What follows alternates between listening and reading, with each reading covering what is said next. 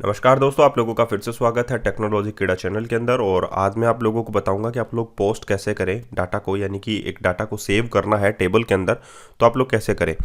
तो सिंपली आप लोगों का जो एपीआई का कंट्रोलर है वो यही है जो आप लोगों के सामने दिखाया जा रहा है। गेट एम्प्लॉयज़ जो है वो HTTP गेट मेथड है, वैसे ही क्रिएट एम्प्लॉय जो है वो HTTP पोस्ट मेथड है। और यहाँ पर हमारे पास पैरामीटर के रूप में एम्प्लॉय आना चाहिए, यानी कि एम्प्लॉय ऑब्जेक्ट आना चाहिए। और फिर जो है एम्प्लॉय जो है वो रिपोजिटरीज के थ्रू जो है वो डाटाबेस टेबल में इंसर्ट हो जाएगा। तो हम लोगों को क्या करना है, हम लोगों को सबसे पहले HTTP क्लाइंट को कॉल करना होगा, उसके थ्रू हम लोगों को बेस एड्रेस कॉल करना होगा। और उसके बाद में सिंपली एक मेथड जो है वो अप्लाई करना होगा, पोस्ट एज जैसन एसिंक। जैसे ही आप लोग ये अप्लाई करते हैं और उसके अंदर आप लोग URI और आप लोगों को डाटा जो है वो सेंड करना है, जो आप लोगों को एम्प्लॉय सेंड करना है वो आप लोग ऑब्जेक्ट के थ्रू जो है वो एज ए पैरामीटर उसमें सेंड कर दीजिए। तो सिंपली ये बहुत ज़्यादा सिंपल है पोस्ट करना भी। और आई थिंक आप लोगों ने जो डॉट लिस्ट देखे होंगे वो भी बहुत ज़्यादा आसान आप लोगों ने देखे होंगे। तो ये कर्ड ऑपरेशन जो है मैं आप लोगों को करके बता रहा हूँ कि API के थ्रू जो है आप लोग कर्ड ऑपरेशन कर सकते हैं। तो इसमें क्या है, अगर आप लोग किसी भी प्रकार की वेब API बनाते हैं तो उसका यूज़ जो है आप लोग मोबाइल एप्लीकेशन को डेवलप करने में भी कर सकते हैं, PHP प्रोजेक्ट्स भी बना सकते हैं। उसी API के थ्रू जो है वो सारा काम जो है आप लोग कर सकते हैं। तो आप लोगों को बार बार में आप लोगों को किसी प्रकार की चीज़ें जो है वो गेट करने की ज़रूरत नहीं है, क्योंकि इसी के थ्रू जो है डाटा जेसन के फॉर्म में आता है और जेसन की फॉर्म में ही ऑब्जेक्ट को कन्वर्ट करके डाटा जाता है। तो web API is the best approach to learn in a web application, mobile application, okay, also in the desktop application. So आप लोगों ने क्रिएट का एक फॉर्म जो है वो तैयार कर लिया है। इसमें देखिए आईडी जो है by default hidden as a input control के रूप में आती है, तो आप लोग इसे क्लोज कर सकते हैं।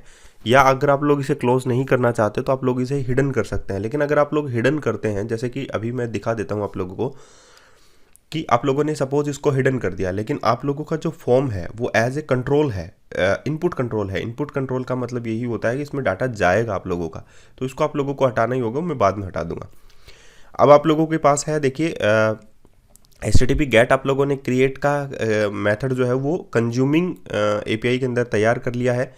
और अब आप लोगों को इस HTTP पोस्ट करना है। जब भी हम आप लोग जो हैं वो HTML जो इंडेक्स आप लोगों ने अभी क्रिएट का बनाया है उसके थ्रू पोस्ट करेंगे, तो वो यहाँ पर आकर हिट करेगा आप लोगों का क्रिएट के ऊपर, एम्प्लॉय के ऊपर। अब ये जो डाटा है जस्ट यहाँ से यहाँ तक आप लोग जो है कॉपी कर लीजिए। और देखिए मैं यहाँ तक जो डाटा वो पेस्ट कर देता हूँ। अब डाटा जो है वो पेस्ट हो चुका है आप लोगों का, लेकिन जो एरर है वो आप लोगों का किस प्रकार का एरर है वो अभी हम लोग सॉल्व कर लेंगे। ये एसिंक टाइप का एरर है, अवेट एसिंक टाइप का। लेकिन देखिए जो चीज़ें हैं वो आसान कितनी हैं। उप्स, ये देखिए मैंने सारा का सारा HTTP गेट के अंदर जो है पेस्ट कर दिया है। जस्ट यहाँ से इसको हटाइए। हम लोगों को कहाँ पेस्ट करना है, ये पोस्ट मेथड के अंदर।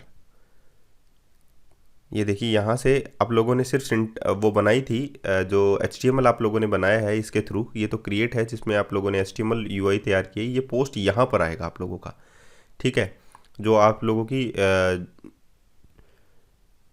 और यहाँ पर आप लोग क्या करें, एम्प्लॉय जो है हम लोगों को इसके अंदर भेजना है। तो यहाँ पर आप लोग पोस्ट एज ए जैसन एसिंक के यहाँ पर लिखें, और एसिंक टाइप का है टास्क आप लोग इसे बनाएं। तो पोस्ट मेथड के अंदर आप लोगों को HTTP क्लाइंट यूज़ करना है, ना कि आप लोगों को गेट मेथड के अंदर, ठीक है।